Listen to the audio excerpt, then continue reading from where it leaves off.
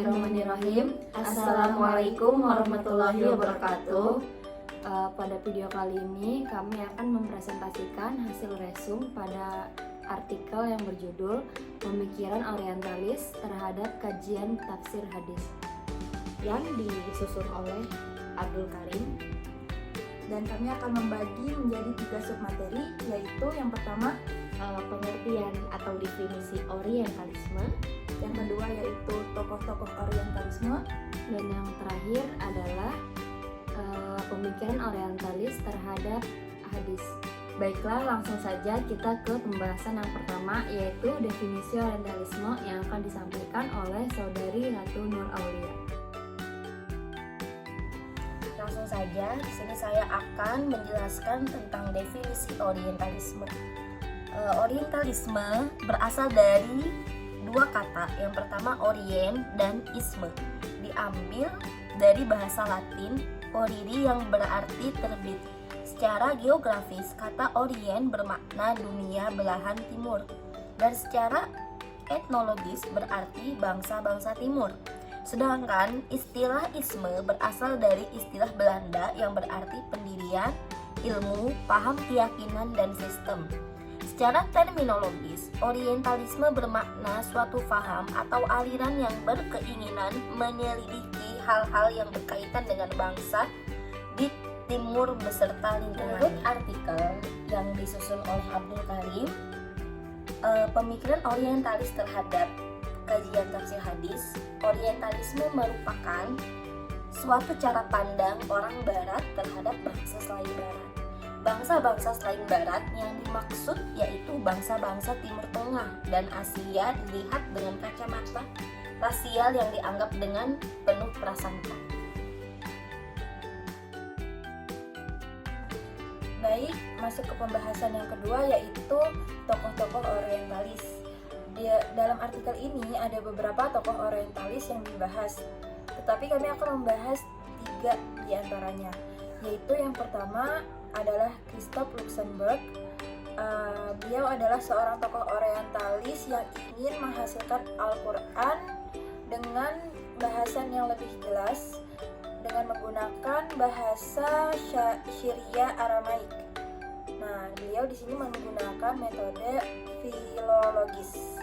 Kemudian yang kedua yaitu adalah John Wadsworth, adalah seorang sejarawan Amerika yang menyimpulkan bahwa Al-Quran itu adalah fiksi dan rekayasa oleh kaum muslimin.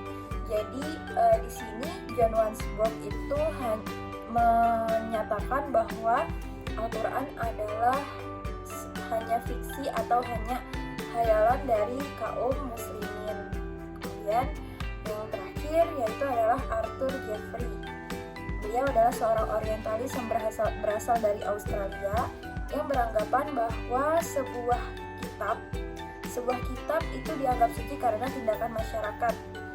Jadi di sini Arthur Jeffrey menganggap bahwa sebuah kitab bukan hanya Al-Quran tapi kitab-kitab yang lain bisa menjadi suci atau bisa menjadi terangkat derajatnya berkat tindakan masyarakat. Jadi ketika suatu kitab berada di lingkungan masyarakat tersebut dan dianggap baik dan bisa dipercaya, maka kitab tersebut akan menjadi suci. Baiklah, langsung saja ke materi yang selanjutnya, yaitu pemikiran Orientalis terhadap hadis. Yang pertama adalah pandangan Ignaz Goldziher terhadap otentisitas hadis dan hukum Islam. Dalam pandangan Goldziher, hadis dan sunnah adalah dua hal yang berbeda. Ia menyatakan bahwa hadis bermakna suatu disiplin ilmu teoritas dan sunnah adalah kompendium aturan-aturan praktis. Dia mengatakan bahwa memang betul pengertian sunnah dan hadis dibedakan satu dengan lainnya. Hadis berciri berita lisan yang bersumber dari Nabi, sedangkan sunnah menurut penggunaan yang lazim di kalangan umat Islam kuno menunjukkan pada permasalahan hukum atau hal keagamaan. Jadi bagi Goldziher, hadis tidaklah memiliki kemurnian sama sekali, walaupun tetap memiliki kedudukan kuat sebagai sumber ajaran Islam. Kemudian poin yang kedua yaitu ketidakmungkinan kesahihan hadis dalam masyarakat Islam abad pertama. Ketika membahas perkembangan hadis pada masa Umayyah dan Abbasiyah atau lebih umumnya pada abad pertama Hijriah, Goldziher menggambarkannya sebagai kondisi masyarakat yang belum memiliki kemampuan cukup untuk memahami dogma-dogma keagamaan, memelihara ritus-ritus keagamaan yang kompleks. Terlebih lagi, menurutnya pada saat itu buta huruf masih merajalela di mana-mana, dan kebudayaan yang berpusat pada lingkungan istana serta kebiasaan di kota-kota besar ternyata masih bersifat sekuler dan lepas dari agama.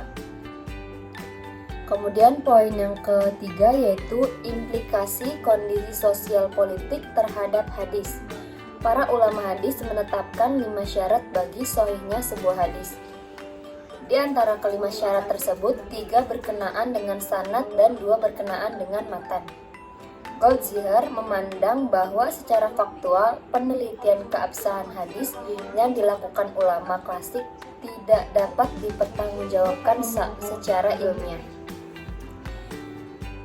Karena kesalahan metode yang dipakainya. Hal itu karena para ulama menurutnya lebih banyak menggunakan metode kritik sanad dan kurang menggunakan kritik matan.